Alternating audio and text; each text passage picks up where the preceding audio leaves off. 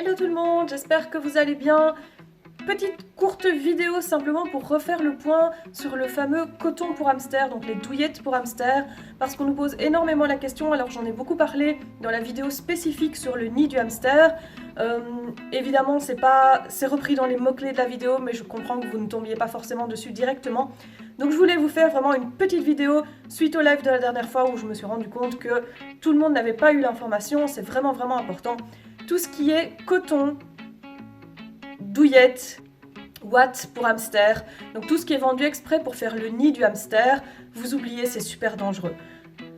Comme beaucoup de choses, malheureusement, qui sont vendues en animalerie et qui sont dangereuses, ça peut poser vraiment des gros soucis. C'est pas un tel a eu une fois un accident et du coup on dit que c'est dangereux. Non, c'est pas le cas.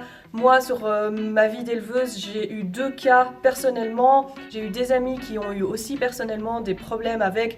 On l'a vu directement, donc non, c'est pas des idées reçues, c'est pas des légendes urbaines. Il y a vraiment un gros problème avec tous ces trucs-là. Ça se présente en fait sous une forme d'une espèce de ouate cotonneuse comme ça.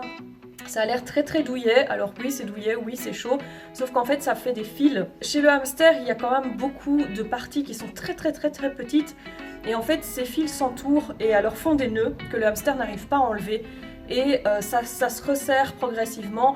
C'est particulièrement dangereux avec les très jeunes hamsters parce qu'ils grandissent encore, donc ça va se nouer par exemple autour de la patte, et puis comme la patte va continuer à grandir, ça va se nécroser, ça va tomber, ça peut faire des gros problèmes. Ça, on a vu que, personnellement j'ai vu que ça s'était enroulé autour du cou d'un jeune hamster, ça a été in extremis pour le sauver, c'était déjà rentré dans la peau, etc. Ça va très vite. C'est vraiment super dangereux, évitez tout ça, vous n'avez pas besoin de donner ça à votre hamster.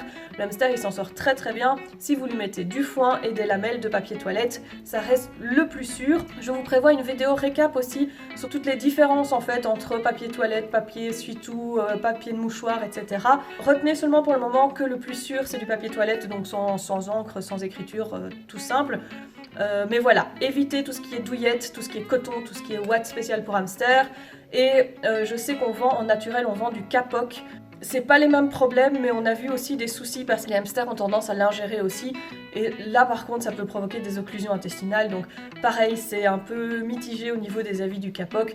Restez-en à ce qui est le plus sûr, papier toilette et foin, et au moins vous êtes certain de ne pas mettre votre hamster en danger. Voilà, c'était vraiment un tout petit récap, je voulais vraiment que ce soit clair à ce niveau-là. Si vous avez des petites questions dans ce genre-là, que vous n'avez pas vu la vidéo, etc. et que c'est pas assez clair, n'hésitez pas à me les mettre en commentaire, je vous ferai aussi une petite réponse comme ceci. N'oubliez pas évidemment de liker si ça vous a plu et de vous abonner si ce n'est pas déjà fait. Nous on se retrouve vite. Bye bye.